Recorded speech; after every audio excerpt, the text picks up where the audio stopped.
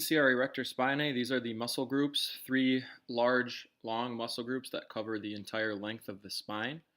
They are broken down into the iliocostalis, longissimus, and spinalis erector group. So they're all part of the same muscle group and three different sections or three different areas that help with the major motions of the spine, which is extension of the vertebral column or the vertebral column, and then the lateral flexion of our vertebral column as well, so our back. If we take a look here at the iliocostalis, it is going to be the outer run of our spinal muscles here. The origin is going to be down here in the sacrum, so you can see a lot of connective, strong fibrous tissue on the outside. And then we are going to insert basically the 6th and 7th, the lower 6 and 7 ribs, as well as the upper. So basically, for all intents and purposes, we're using the entire rib cage to insert. And that will help with, if we look at some of the actions that we're doing, specifically with, if we go to this extension of the vertebrae, we're pulling up using the rib cage as well as the spinal cord. And again, we're going back to the beginning of the origin, so that will give us that extension of the vertebrae so that we can see we're standing up upright. The next group that we have is the longissimus. So that is just medial or inside of the iliocostalis.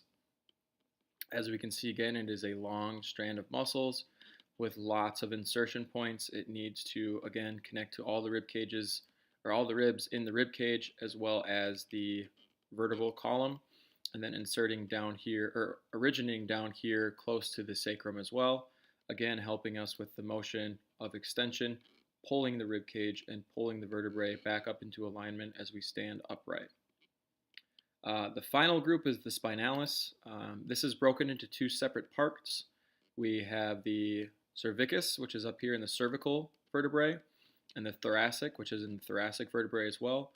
So they're two separate parts that do the exact same thing. If we think about extension, they're pulling mainly on the vertebral column, while the other muscle groups, the longissimus and the iliocostalis, is pulling on the costal cartilage of the rib cage as well. Okay, so if we look at the entire muscle, it helps us with the two movements that we're going to look at for this class: extension, right? So we're extending up to the top, or extending our head up to the sky. And then we also have some lateral flexion as well. So if we're doing anything like deadlifting and squatting and reverse hyper, we're using these muscles to create some sort of alignment for ourselves. One other motion that these muscle groups will help us with is this pelvic tilt.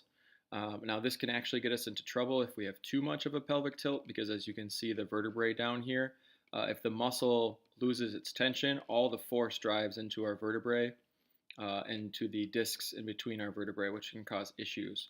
But to an extent, we want this pelvic tilt when we're squatting, when we're doing a lot of exercises, because that gets our natural lumbar spine in alignment, and our muscles are being activated rather than putting pressure and force into the bones. Okay, so we have the iliocostalis spinal erector, the longissimus spinal erector, the longest one, and finally the spinalis one that connects only on our spinal column of the vertebrae.